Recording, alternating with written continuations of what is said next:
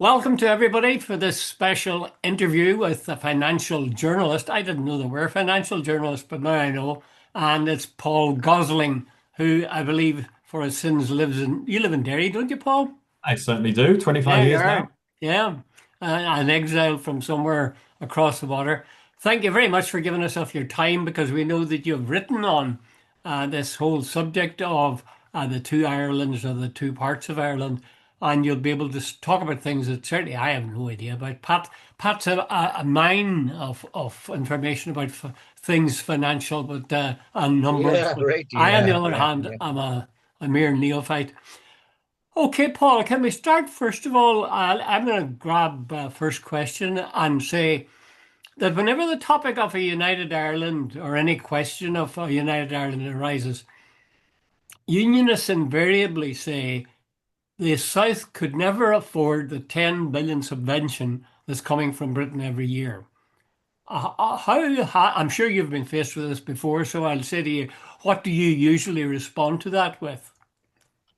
Well, I'm not trying to pretend that I have done the analysis that some university academics have done.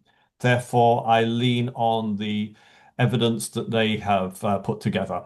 And there are two arguments here, and the different arguments depend on what assumption one makes. So it is somewhere between 2 billion euro and 20 billion euro in terms of cost. So that's a pretty wide margin. Yeah. And therefore, there's a lot of disputation in that gap between the two things.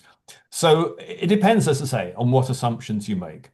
Now, the first assumption that is really important is who is going to accept the liability for state and public sector employment pensions post Irish unity. So we're assuming that the Good Friday Agreement has been implemented, a vote has taken place, and we've got a new Ireland, which is an all Ireland Ireland.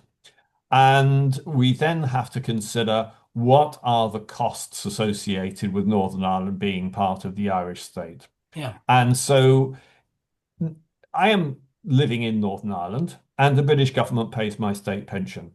If I moved a few miles across the border into Donegal, the British government would continue to pay my state mm, pension. If I moved to Greece, it would continue to pay my pension. Therefore, it's reasonable to think, well, come unity, the British government will continue to pay my state pension. However, there is an argument which is being put forward in particular by John Fitzgerald of Trinity College Dublin that no, that would not be the case. That actually the British government would say, well, you've got independence, and we no longer have an obligation to meet the costs associated with your state pension or your, for the most part, the public sector pensions while employed by the British state. Now, the reason why that argument is put forward is because essentially that's what the Scottish National Party agreed would be the terms of independence for yeah, Scotland. yeah, They, the argument is that the state pension in particular and most of the public sector pensions are what's called non-contributory. So in other words, they are pay as you go. So when they started out, obviously there wasn't a pot of money to pay for people. So it came out of taxation and national insurance contributions. And therefore, the argument is on that basis, that is a liability that the Irish government should accept. However, John Doyle from Dublin City University argues no, that is not the case because it would be illogical that basically if I live in Northern Ireland, I would no longer get a state pension, but perhaps if I moved across the border, still within the Irish state, I would. So you've got these logical inconsistencies. And part of the reason why I wrote the book, A New Ireland, a 5-year plan, 5-year review, was to say we need to move beyond different arguments in favor of one position or another and actually get a settled understanding of what the liabilities would be post-unity. So the answer, Joe, is that we don't know, but it's one of those things that we need to find out. Well, Paul, can I I just stop you because before Jude comes in there, okay. I worked in the North First. I'm a prime example of the type of thing you're on about. I worked in the North First about 35 years. I paid national insurance to the British government for 35 years. I didn't pay it to the Southern government. So I think Fitzgerald's argument is a wee bit spacious. I agree with John Doyle's one. If I have contributed to the British government for 35 years, surely, or 40 years, I am entitled to get a pension from them, not from a government that I didn't pay anything to. Yeah, I mean that's my gut feeling as well. And Oh, as I say, if I retire to a Greek island, then the British Yeah, government continues to pay. The difference, however, is that if I retire to a Greek island, the pension entitlement would be capped at the level it was at the time I retired. So it wouldn't yeah, be inflation linked. So I wouldn't get it inflation upgraded each year. However, yeah. the British government would continue to recognize it had a liability to me. So that logically seems to me to be the logical uh, situation. However, the Scottish National Party agreed a different outcome, and I would suggest it did so for two reasons. First, it was optimistic that it would have substantial revenues from North Sea oil and gas, Well, and yeah. yeah, therefore it could afford to cover this. And secondly, and this is really politically important, the Scottish National Party was in a very weak negotiating position. It was very keen to have a referendum. The British government was very unkeen for it to have a referendum. Therefore, the Scottish National Party agreed from a position of weakness, an outcome that was not really in its best interests. mm, Is there a distinction, Paul, between somebody who is like Pat has spent his working life in the UK, and then retires and you getting a pension, as distinct from someone like myself, for example? I worked in Canada for a time, and I came back to Ireland, and I get a small pension from them, and I'm assuming that's for the years that I worked there.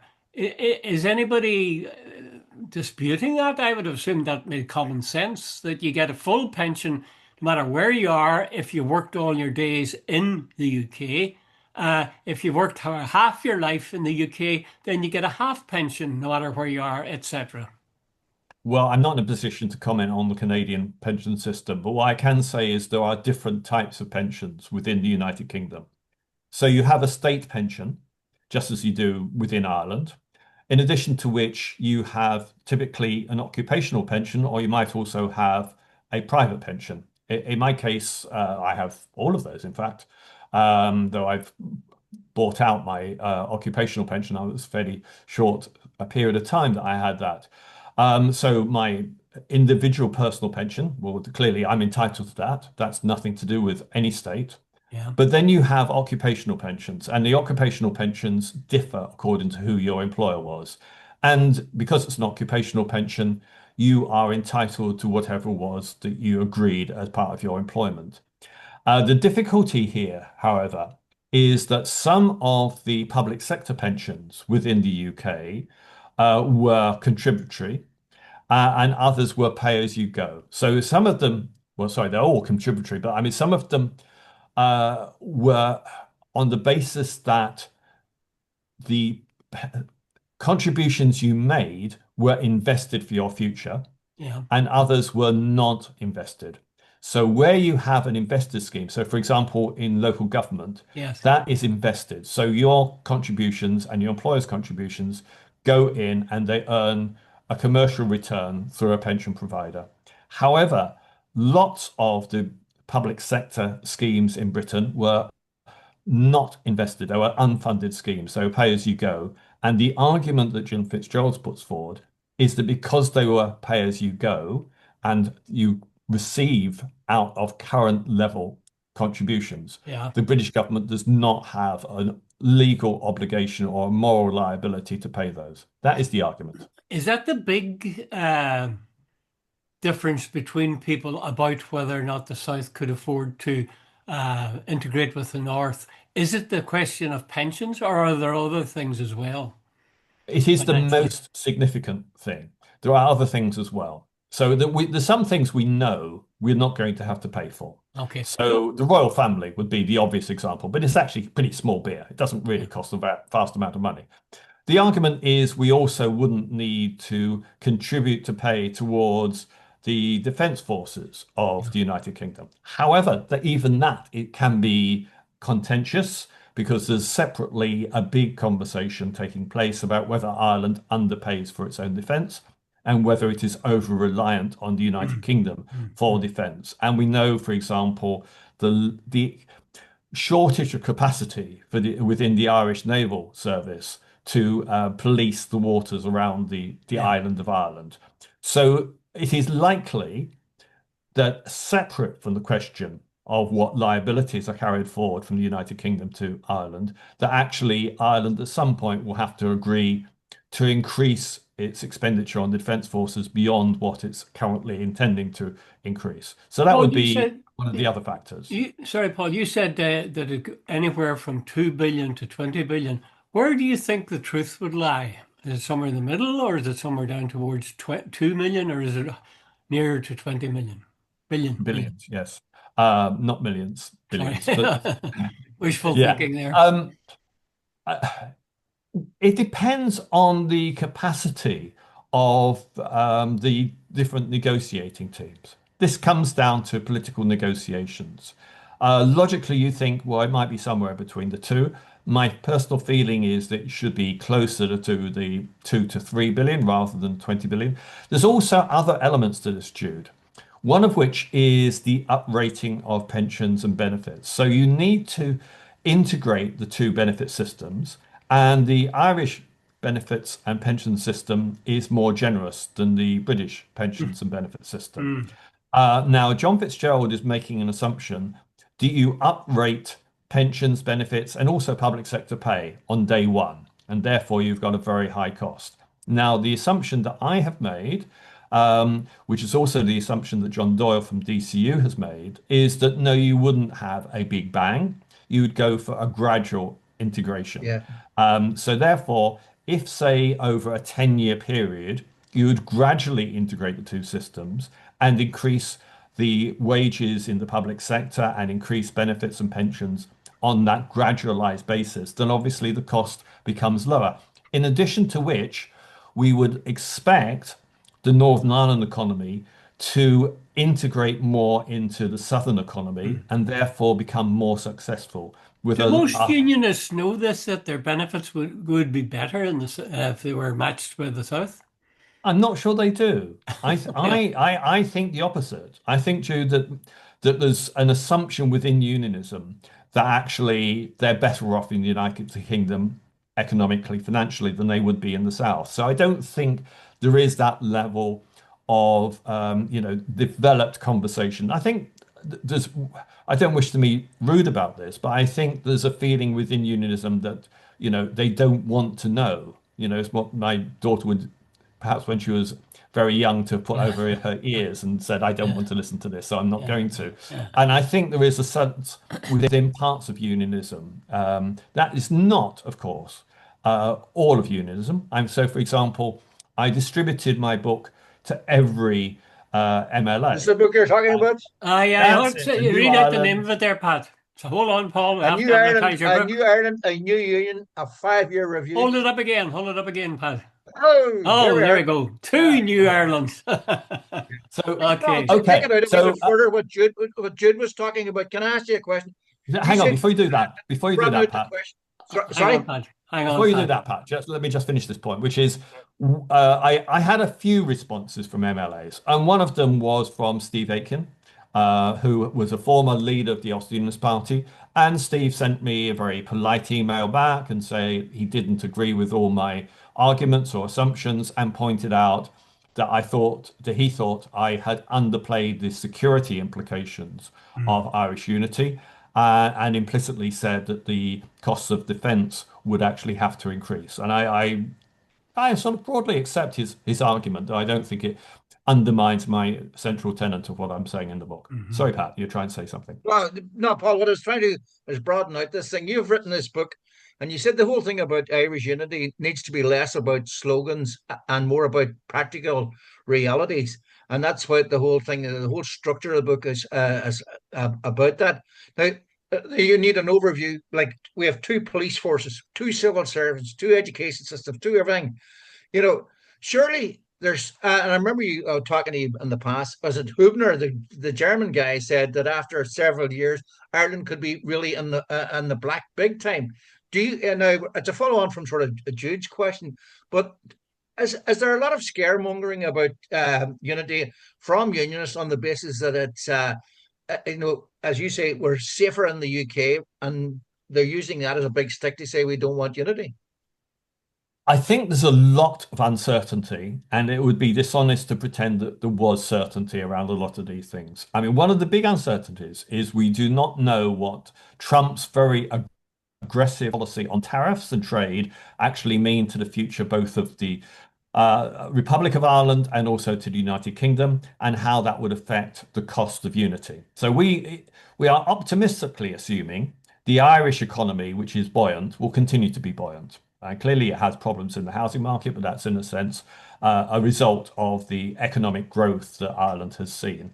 And we recognise that the United Kingdom is in serious fiscal policy difficulties, but we can't be certain whether that will continue and whether that will change. So a lot of things in terms about the affordability of the future of Irish integrated economy, we can't be certain around this. But if things were as they are today, then you would expect that the improvements to labour market skills and the effectiveness of a low corporation tax would lead to the northern economy moving gradually towards integration with the south. It wouldn't be a big bang again because we've got problems with skills within Northern Ireland. Our education system is geared towards supporting children from the most affluent backgrounds through the grammar school system, with the result that we have large numbers of people, not least because also of the health waiting lists, who are not working that one would want to work. So you'd want to have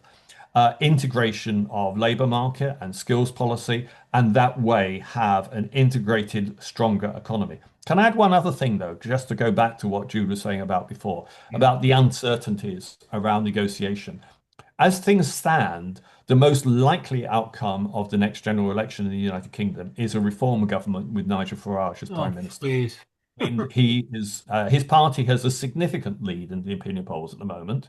The Labour government is performing very badly and is unpopular, and the Conservative Party is even more unpopular than Labour because of the events of the previous government and the multiple prime ministers.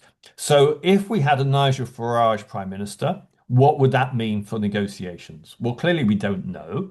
It is very likely that they would be less keen to retain Northern Ireland within the United Kingdom than Labour or the Conservatives are. The gut feeling is they're less of a unionist party than the Really? others Because are. I'm surprised And at that because a also, lot and of. also, just to finish this point, um, there is a move. I mean, it's essentially an English nationalist party, Yeah. and there is a sense within Reform UK that they would want to level out support per person on an equalised basis across all the parts of the UK, so that people in Northern Ireland, Wales, and Scotland would get the same level of public sector support, public service support, as those in England. In addition to which, they want to leave the European Convention on Human Rights, which would cause serious problems in terms of the Good Friday Agreement. So you might find that we have a government in the not too distant future that is actually much less committed to Northern Ireland being Mm. within the United Kingdom. That's surprising because I think a lot of people would kind of instinctively, including myself, instinctively feel that a right-wing party like Farage's would be big on maintaining the union. But leave that aside for a moment. In addition to this whole question of the subvention, the next thing that usually is raised by unionists is health. They would say, look, we've got the NHS. It's not okay. It's not working as well as it should, and so on. But we don't have to pay when we go to see our doctor. They are convinced that the health system in the north is much better than the unreliable, well, the reliable one in the south, but the one where you have to pay €60 or something to visit your doctor. What's the true situation there, Paul, or do you have a notion on it? Well, in Northern Ireland, we don't really have a national health service that's working. And the reality is we've got waiting lists and waiting times that are extraordinary. And one of the most surprising things, objectively, politically, about Northern Ireland is we don't have people out on the streets demanding improvements to the National Health Service. I mean, yes, there are moves currently under the current health minister, Mike Nesbitt, to cut waiting times. I've benefited from that, having been on the waiting list for 6 years. I've now had treatment. So I recognize that they are trying to make improvements. But you've got some people that have been on waiting lists for 10 years.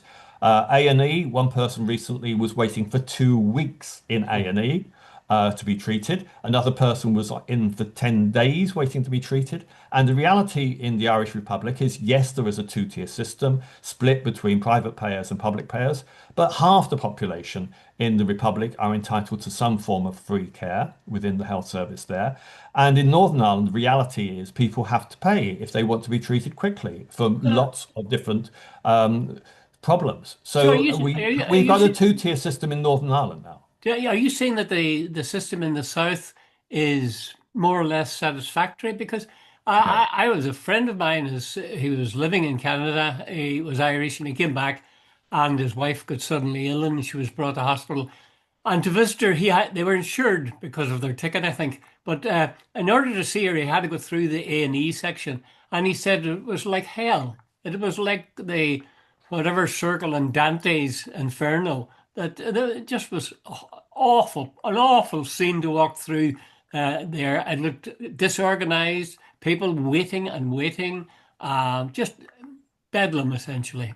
Is that Jude, an exaggerated picture? Jude, have you been in an A&E hospital in Northern Ireland recently? Because at No. this moment in time, as I speak, I believe there's 100 people in A&E in Outnagelvin waiting to be seen. We have got the most severe crisis in history of the National Health Service in Northern Ireland. It's a system that is incapable of working effectively because it needs reform and it needs investment and it needs new infrastructure. And without that, we can't get an effective system. So you And actually have GPs currently arguing that we need to integrate with the southern system on the same system as the south.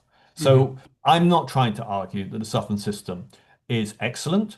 It has clear problems. What I would suggest is that we have an integrated system across North and South based on the principle of the National Health Service, which is actually what's been agreed by the Oireachtas for Sláintecare. That is the best way forward. And then we can get economies of scale and getting improved access to specialisms. But without substantial reform in Northern Ireland, we've not got a system that works effectively for the benefit of all the population. In your experience, and I know Pat, you want to get in, but just very quick. That's all right. In your experience, when you point this out to what seems self-evident, when you point this out to say somebody who's a unionist, do they act with reasonableness and say, "Yeah, well, that's I suppose, yeah, if integrated makes sense, and certainly ours is in a mess," or do people still stick with this notion the NHS is better? I mean, obviously, it's difficult to project across the number of people you speak to. So, but those people I do speak to, it depends on their personal experiences. So, if they've personally had long waits in A&E and cannot get treatment, they are angry and they want a different solution. But if they haven't had that experience, then they believe, rather naively, I would suggest, that the system is good and it works and therefore shouldn't change. So, a Right. lot of these things are about a person's personal Mm, experience.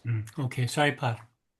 No, Paul, I remember reading some review of your book. It said you changed the debate or the terms of the debate in regard to unity from if as and more to how. That what you were doing was an academic sort of thesis on how it could come about. But Paul, and the reality is this as an academic thesis really what Irish Unity is about?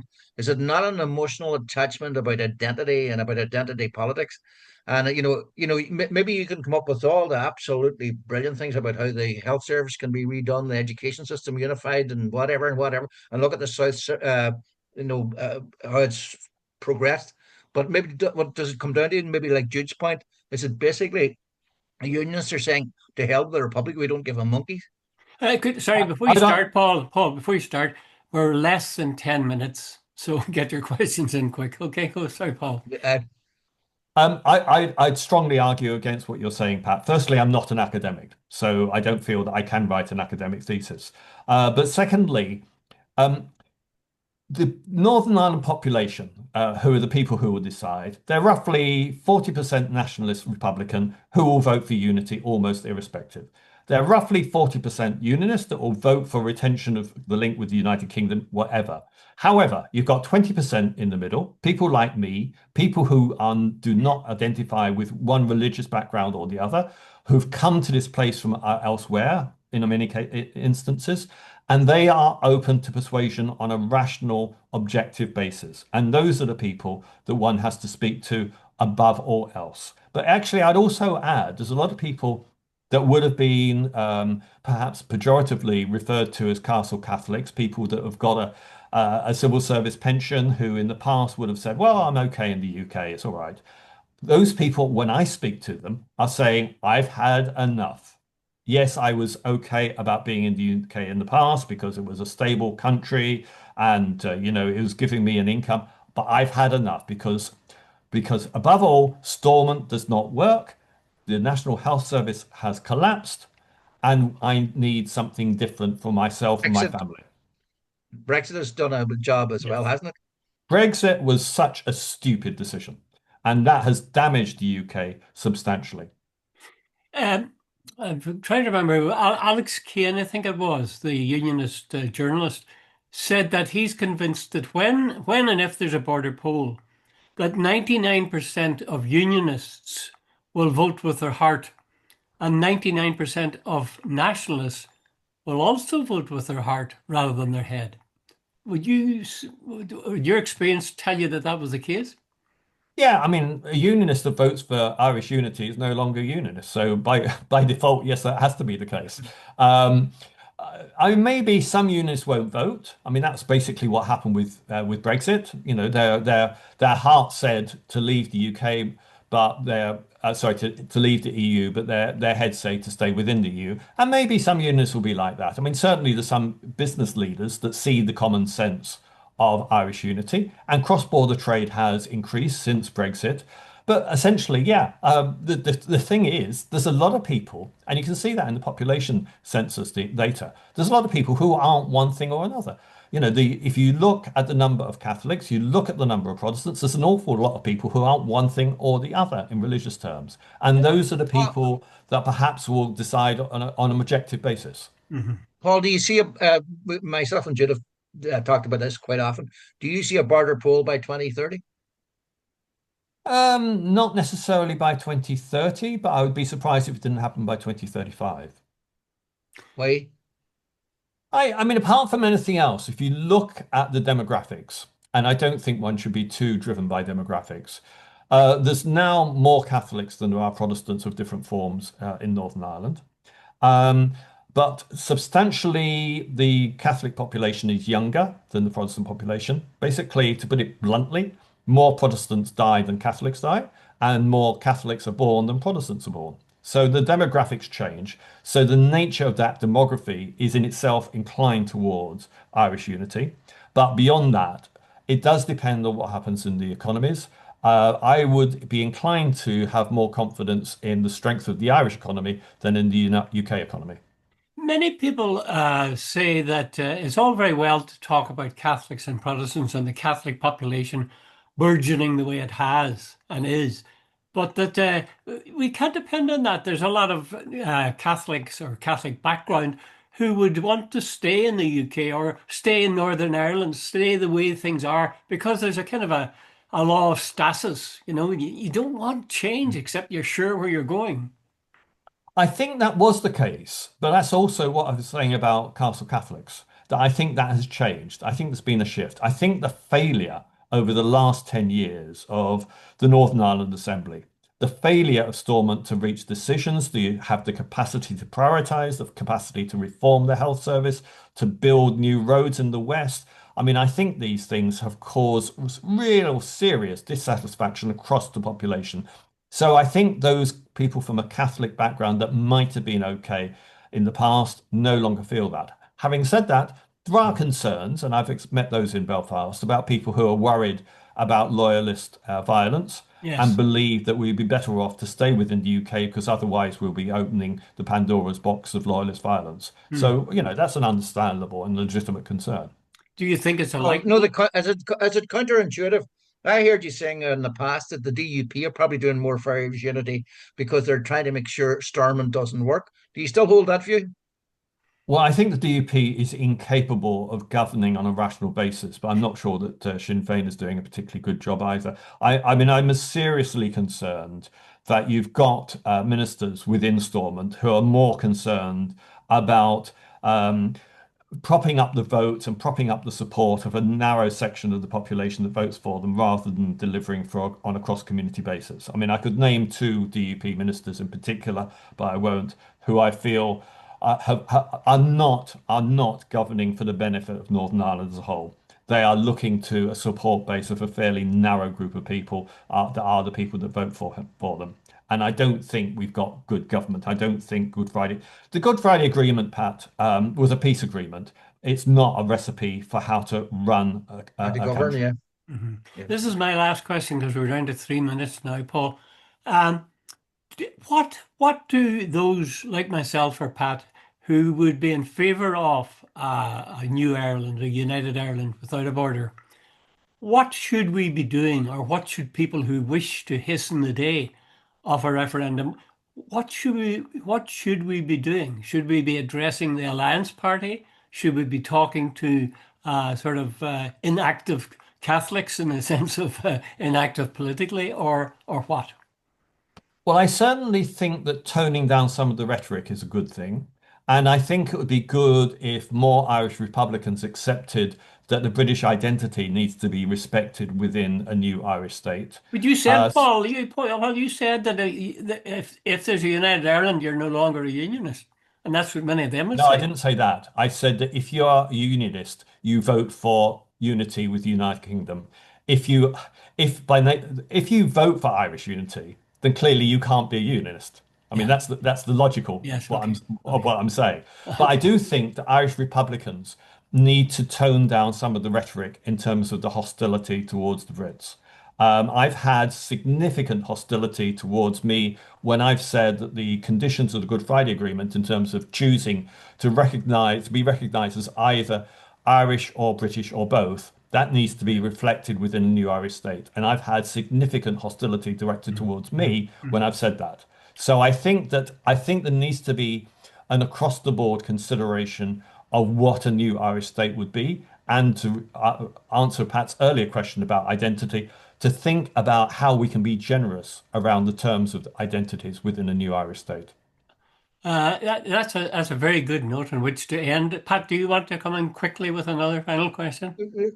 Basically, just one as an observation. No, Strand two, the cross-border bodies, they have never worked, and there's no effort. So, how do you unite the country when you don't do the things that are supposed to be working? Paul, thanks very much. Really Paul, appreciate it. That was indeed, actually very indeed. interesting. I've learned Yeah. more in the last half hour than I have learned in the last 2 years. Thank you very much. Okay, Thank you Paul. Thanks very very much. much, Paul. And hold up Appreciate it. that book again, Appreciate your Pat. Hold time. up that book again. Hold it up. Here we go. Go out and buy a new Ireland. It can be bought. It can be bought. Very good. It Okay, can be bought right, direct Paul. from the Thanks, publishers, Colin Paul. Kill Thanks, Press. Jude. Thank you, Paul, again. Thanks, Pat.